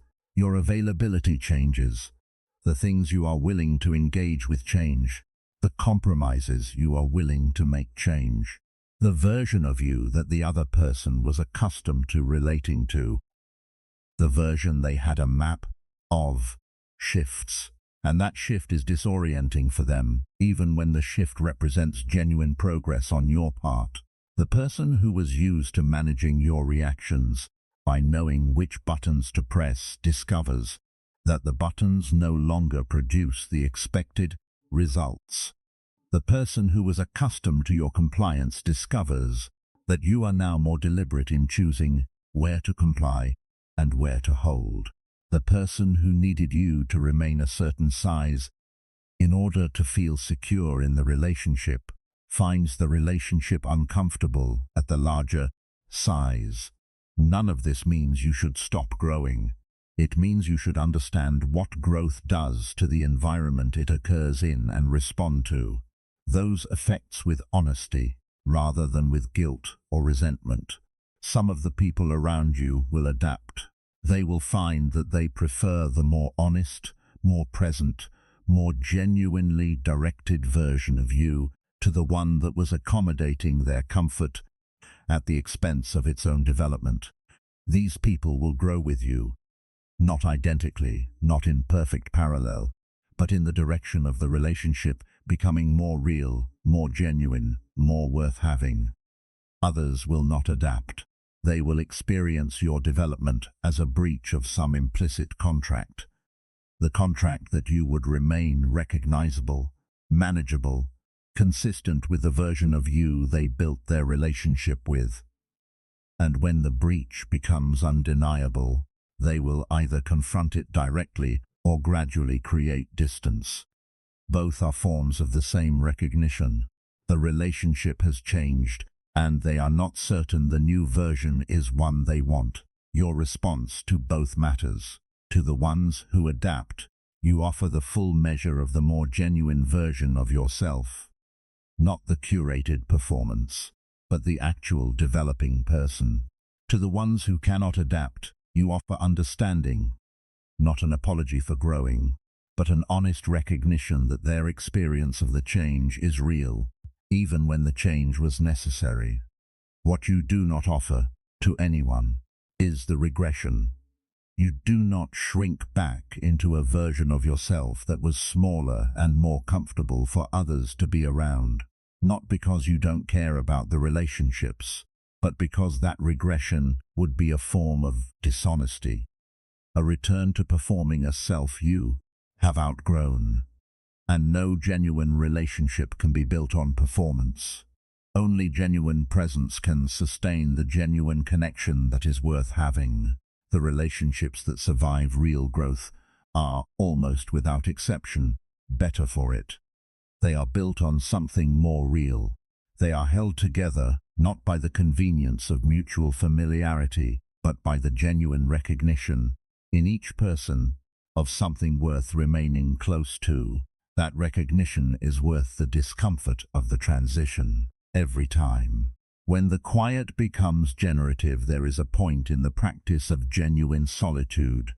a threshold you cross without fully knowing it at the time, where the character of the quiet changes. What was initially uncomfortable becomes familiar.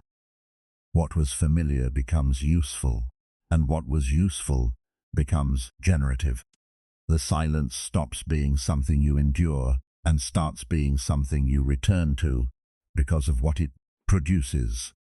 This is the phase that the people who only dip into solitude occasionally never reach, because reaching it requires pushing through the earlier phases, through the discomfort of being with yourself, without the buffer of constant input, through the boredom that precedes the deeper interior experience, through the resistance of a mind that has been conditioned to treat silence as deprivation. But for those who push through, who commit to the practice long enough for the character of the quiet shift, what becomes available on the other side is remarkable. The most immediate thing you notice is the quality of your own thinking. The person who is always in a social context, always in conversation, always consuming content or responding to it, does not have access to their deepest thinking, because deep thought requires something that social contexts systematically disrupt: the long, uninterrupted chain of reasoning. The kind that starts somewhere obvious, follows a line of inquiry honestly wherever it leads, and arrives somewhere unexpected.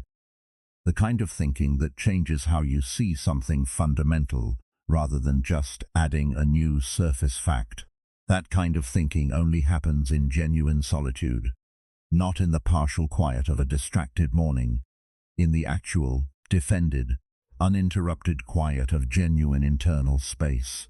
This is why the thinkers who have changed how humanity sees things, across every domain, every era, have almost universally maintained some form of consistent, protected solitude, not as eccentricity, as necessity, because the work they were doing could not be done in company. The depth of engagement required was incompatible with the social management that company demands, and they protected the quiet fiercely, often at the cost of their reputation for sociability, because they understood that the quiet was where the actual work happened. But generative silence is not only about intellectual production, it is about something wider and more personal.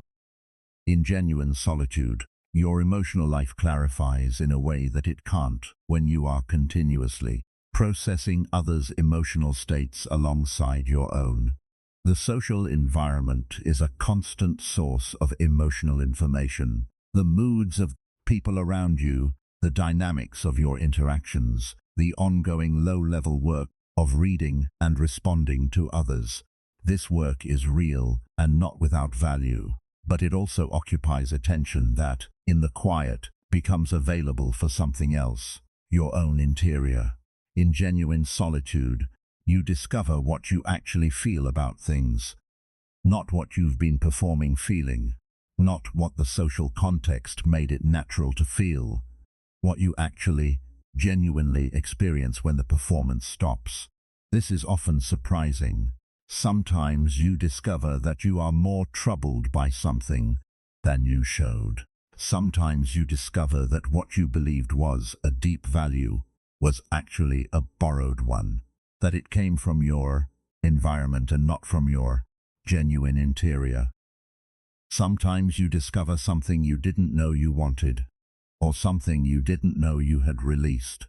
These discoveries are the work that changes the direction of a life, not the information you consume, not the insights other people hand you, the ones you find when you are quiet enough to find them in yourself. And they are only findable there.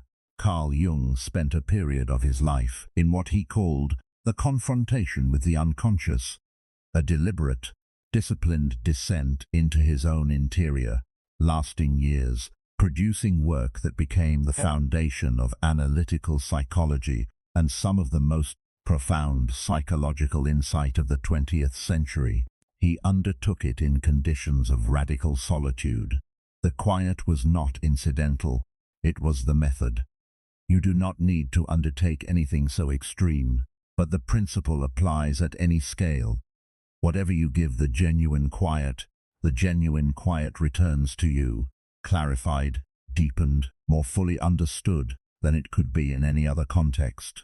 Practice the solitude long enough for it to become generative. What it begins to produce will be yours in a way that nothing absorbed from the outside can be. And that ownership, that genuine interior production, is the beginning of a voice that is actually your own. The test of ordinary days. The philosophy is tested not in the extraordinary moments but in the ordinary ones, not in the crisis. Although the crisis is the visible test, the one you see clearly and remember, but in the 1,000 unremarkable days that precede it. In the Monday morning that asks nothing spectacular of you. In the routine conversation that offers no opportunity for heroism. In the familiar patterns of an ordinary day that give you, quietly, the choice between the aligned version of yourself and the accommodating one. This is the test most people don't recognize as a test, because it doesn't feel like one. It feels like the ordinary, and the ordinary, by definition, doesn't seem to matter enough to be the site of significant choice. But it is. The person you are in the ordinary day is the person you will be in the extraordinary one. Character is not a reserve you summon for crisis. It is the accumulated pattern of ordinary choices, and the crisis simply reveals, at high resolution, what the ordinary choices built. Seneca observed that we should practice, in small things, what we intend to do in large ones. The discipline of pausing before reacting. Practice it in the small irritations of an ordinary day. The discipline of speaking with precision rather than volume. Practice it in the unremarkable conversations. The discipline of choosing discomfort over comfort when principle requires it. Practice it in the low-stakes moments when the choice feels inconsequential, because those low-stakes moments are where the habits are being laid. The habit of reacting or the habit of responding, the habit of seeking comfort or the habit of seeking clarity, the habit of self-management for others' sake or the habit of self-knowledge for your own. These habits, built in the ordinary, will be the automated response that runs when the extraordinary arrives and there is no time to decide consciously. This is why the Stoic never treated the ordinary day as downtime from the philosophy. Every day was practice. Every moment offered the opportunity to live from principles rather than from patterns. And the consistency of that practice, the willingness to bring full attention to the ordinary choice, was not the background to the development. It was the development. Marcus Aurelius, who faced extraordinary demands on a daily basis, repeatedly reminded himself in his private journal to treat each day as if it were both the first and the last, not with dramatic existential weight, with simple, present attention, with the seriousness of someone who understands that what they do in this hour is not practice for a more important hour later. This hour is the work. This conversation is the test. This ordinary choice between the aligned response and the convenient one is the moment that the whole philosophy was built for. There is a particular quality of life that belongs to the person who lives this way. Not a spectacular life, not a life of constant grand moments, a consistent life, a coherent life, a life in which the person you are on Tuesday afternoon is recognizably the same person you are when the stakes are high, in which your values don't switch on for the notable occasions and off for the ordinary ones, in which the whole arc of your days reflects a single, sustained, living commitment to becoming who you said you wanted to be. That consistency, that coherence across the ordinary, is the rarest and most admirable quality a human being can develop. Brilliance, not success, not talent. Consistency of character through the unremarkable days. The ongoing, quiet, undramatic practice of showing up as yourself, even when no one is watching, even when it doesn't matter, because it always matters. What remains when the noise stops, when the external support structure of a life begins to quiet, when the career slows, when the social circle contracts, when the projects that defined your days reach their natural end, when the noise that filled the years begins to fall away. Most people experience this as a loss, as the beginning of a diminishment, as evidence that what was present before is now absent, and the absence is what's left. But there is another way to read this quieting, not as loss, as revelation, because when the noise stops, what remains is what was always actually there, not what you performed, not what you maintained for others, what is genuinely present when everything else falls away. Your actual values, your real relationship with yourself, the character you built in the private hours over all the years, the interior that either holds or doesn't. The people who have done the work, who have been practicing the interior disciplines throughout the busy years, find something expected in the quieting. They find that what remains is more than they expected, that the self that emerges when the performance ends is more substantial, more capable, more genuinely at home with itself than the performing self ever was, that the silence, rather than revealing emptiness, reveals depth. This is the late-stage reward of the Stoic practice. Not something you receive immediately, not something visible in the early years of doing the work, but something that accumulates silently, over time, and becomes unmistakably present at the moments when the external noise is insufficient to drown it out.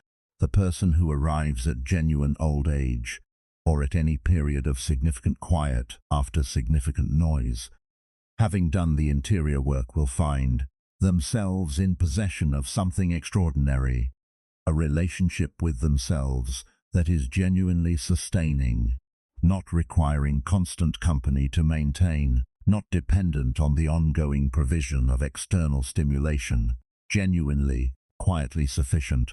The way that Seneca described it, I have everything I need, not a boast, an accurate description of the interior condition of someone who built on the right foundation. And even before the late stage, right now, in whatever life you're living, the practice produces this same quality in proportion. Every year of interior discipline builds more of what remains when the noise stops. Every choice to go inside rather than outside. Every period of genuine solitude honored rather than escaped. Every moment of choosing the honest interior response over the managed exterior one. These accumulate. They build the thing that lasts. This is the promise that the Stoic tradition has been making for 2,000 years. Not the promise of a comfortable life. Not the promise that circumstances will cooperate. Not the promise that people will behave well, or that the world will recognize your worth. The promise that the interior work, done consistently, builds something that is genuinely yours, that cannot be taken, that does not depend on any external arrangement remaining intact, that is present, solid, and quietly sustaining, regardless of what the world is doing on any given day. That is the foundation. Everything else is architecture, and architecture, however beautiful, is only as good as what it stands on. The practice of returning every philosophical tradition that has proven genuinely useful across time has at its center not a set of ideas but a practice, not a way of thinking but a way of returning again and again, regardless of how many times you've drifted, to the thing that actually matters. The Stoic tradition is no different. It is, at its core, a practice of return. You will drift. This is not a failure prediction. It is a description of the nature of development. No one simply decides to be more disciplined, more self-aware, more aligned with their values, and then is, from that point forward, without deviation. The drift happens. You get piled back into reactivity by a situation that hits a nerve you thought you'd resolved.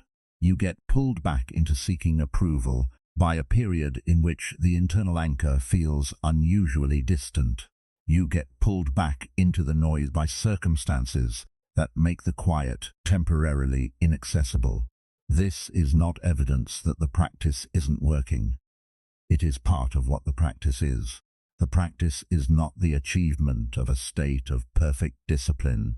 The practice is the returning, the choosing again to come back to center, the capacity to notice that you've drifted and to reorient without the additional suffering of self-recrimination. Marcus Aurelius's Meditations, read carefully, are not the record of a man who had achieved perfect equanimity. They are the record of a man who was continuously returning to it, who drifted in frustration and wrote himself back, who felt the pull of ego and caught himself, who noticed impatience, irritability, the temptation to perform rather than to be, and addressed these things in his private writing as a way of returning to the standard he was committed to, not once, repeatedly, over years. That is the practice, the writing back, the returning, the treating of each drift, not as evidence that the whole project has failed, but as the ordinary, expected, completely workable situation of a human being in the middle of genuine development. There is a Stoic concept worth naming here, prosoche, which translates roughly as attention to the self. It describes the active, continuous, vigilant practice of watching your own thoughts, reactions, and motivations with honest curiosity, not with judgment, not with the punishing interior monologue of self-criticism, with the practical attention of a craftsperson who wants to understand their work clearly enough to improve it. Prosoche is not a single act, it is an orientation, a way of moving through the day with a portion of attention always available to notice how you're actually responding, not just how you intend to respond. The gap between these two things, between the response you intended and the response you actually gave, is where the most specific information about your development lies. When you practice this consistently, you begin to accumulate a very precise map of your own interior. You know which situations activate your most reactive impulses. You know which relationships pull your worst patterns to the surface. You know the circumstances in which your values and your behavior diverge most reliably. And because you know these things, because you have observed them honestly rather than defending yourself against the observation, you can prepare for them. You can bring deliberate intention to the moments that tend to catch you off guard. This is not the elimination of struggle. It is the conversion of unconscious struggle into conscious practice, which is a profound improvement, because conscious practice has direction. It is going somewhere. Unconscious struggle simply repeats. The practice of returning also means holding yourself with something like compassion, not the kind that excuses, not the kind that stops the honest examination, but the kind that understands that genuine development takes far longer than our impatience tends to accommodate, the kind that recognizes that the person you are working to become is not an emergency. They are the direction, and the direction is always available, regardless of how far you've drifted, because returning to it is a choice you can make at any moment. This is perhaps the most quietly radical thing the Stoic tradition offers. Not a destination, a direction that is always available. Not a state to achieve, a practice to return to. Not a person to become and then remain. A way of orienting, again and again, as many times as necessary, toward the clearest version of yourself, the most honest, the most aligned, the most genuinely present. That direction is not out there somewhere. It does not require specific circumstances or specific conditions. It is available in the next moment, regardless of what the last moment was. And each moment of returning is not a defeat, not evidence of how many times you needed to return. It is a choice, And each choice, made again, builds the practice one more brick at a time. Return. When you drift, return. When the noise has pulled you off center, return. When the comfortable deviation has been chosen instead of the opposite one, notice it and return, not with drama.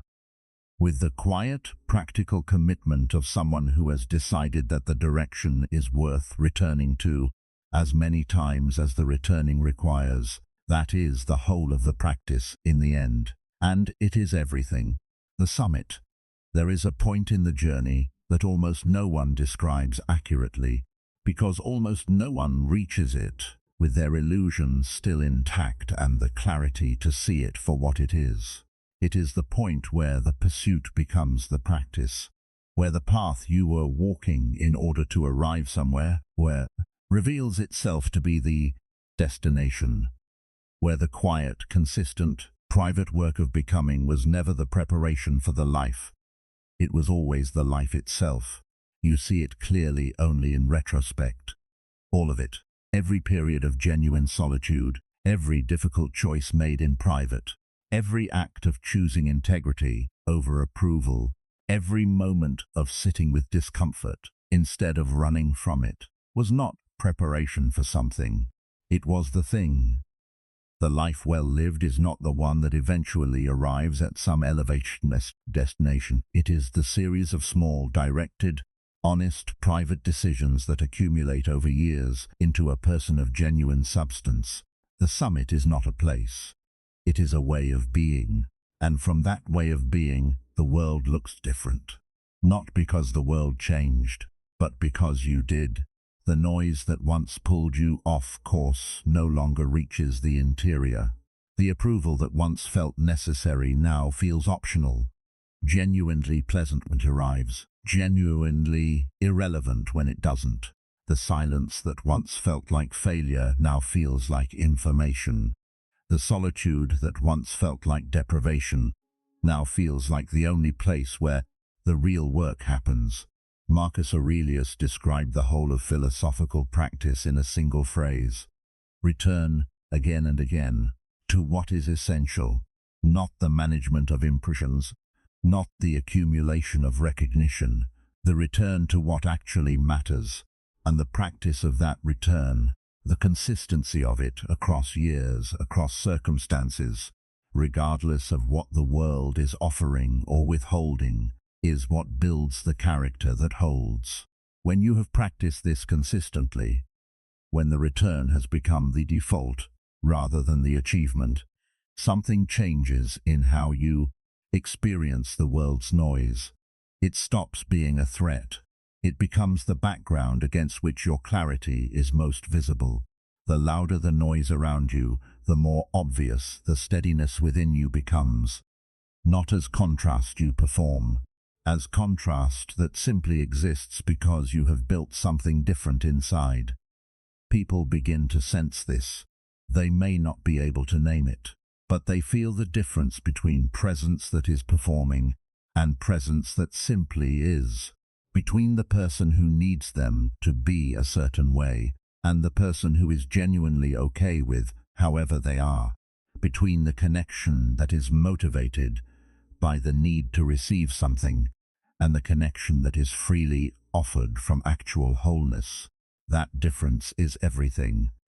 It is the whole of what people mean when they say someone makes them feel seen, when they describe a person's presence as rare or steadying or genuinely valuable in ways that are hard to explain. The thing they are feeling is the accumulated work of the private hours, the years of choosing honesty over comfort, the consistent practice of returning to the interior, the disciplined building of the character that does not require external conditions to remain itself. There is a quality of action that only this kind of character produces. It is not fast, it is not loud, it is not optimized for impression. It is simply accurate, responsive to what is actually there, rather than to the distorted reading of someone in the grip of their patterns. And that accuracy, in a world where most responses are distorted by fear or ego or the need to appear in a certain way, is astonishing to encounter. This is what the Stoics spent their lives pointing toward, not the performance of virtue, the actual development of it, not the appearance of strength, the genuine article, built in private, brick by brick, through the honest and relentless practice of meeting yourself without the buffer of distraction. It does not make you perfect. Marcus Aurelius was not perfect. Epictetus was not perfect. Seneca, who wrote with extraordinary beauty about the philosophical life, was not always consistent in living it. The Stoic project is not the achievement of a final state. It is the orientation, the continuous, daily, lifelong recommitment to the direction, not because you've arrived, but because the direction itself is the only worthwhile place to spend a life. What you find when you have been walking this direction long enough is not a destination. It is the deepening of a capacity, the capacity to be present without needing the moment to be different, to engage without needing the engagement to validate you, to lead without needing the leading to be recognized, to give without the giving depending on what returns. That capacity, that freedom, is the summit, not the achievement at the end, the person you become in the walking, the self that accumulates not in the dramatic moments, but in the 10,000 small decisions made in private, in the direction of your actual values, without an audience, without applause, without anyone to confirm that you're on the right track. That confirmation was never the point. The track was never something anyone else could confirm. It was always yours, known in the silence, held in the interior, walked by the self that emerges when the noise has cleared, and the only voice left is the one that tells you, with simple, certain quietness, who you actually are and where you are actually going. And there is one more thing worth saying about the summit, about the person who arrives there, however briefly, however partially, having done the work that real arrival requires. That person becomes, almost without trying to, a kind of gift to the people around them, not because they intend to be, not because they have positioned themselves as a guide or a teacher or a source, but simply because of what they carry, because the quality of interior organization they've built, the equanimity, the clear-eyed honesty, the genuine presentness that comes from not needing the moment to be different than it is, has a particular effect on the people who encounter it. It makes them feel safe, in a way that is almost entirely unconscious and entirely real.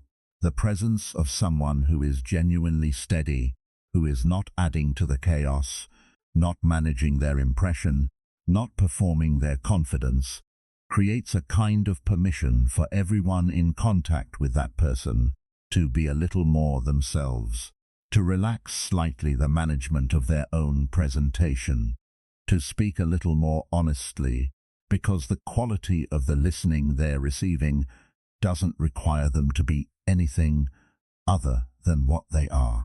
This is the gift of genuine self-mastery to the world, not the achievement, not the influence, not the output of the work, however valuable, but the quality of presence itself, the way of being in a room that doesn't demand, doesn't require, doesn't pull for anything, but simply offers steadiness, attention, the specific comfort of another person who has met themselves honestly and is genuinely at home in what they found. You cannot manufacture this. It cannot be learned from the outside in. It can only be built from the inside out, in exactly the way this whole video has described, in the private practice, in the honest self-examination, in the consistent returning to the principles when you've drifted from them, in the patient accumulation of the interior work across the ordinary, unremarkable days. But when it is built, when it is genuinely present, it is unmistakable, and it matters in ways that extend far beyond the person who built it, in ways that reach the people they encounter, in ways that persist in those people long after the encounter is over, in ways that are, in the end, the most meaningful kind of influence a human being can exercise, not the loud kind, the quiet kind, not the kind that makes noise, the kind that makes something real. Walk it. Keep walking it. Not because someone is watching, not because the destination is guaranteed, but because the walking itself, chosen, consistent, honest, private, is what a life at full expression looks like.